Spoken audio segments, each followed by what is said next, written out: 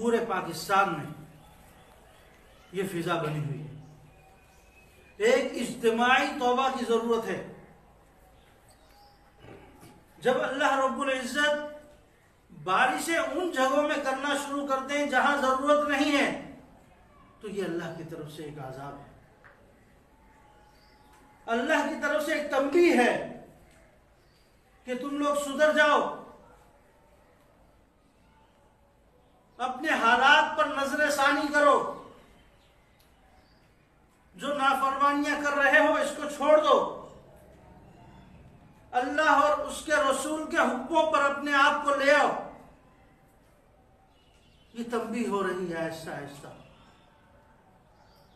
अब हम पर है कि हम वही रूटीन की जिंदगी गुजारते जा रहे हैं या हमारे में कोई तब्दीली आती है।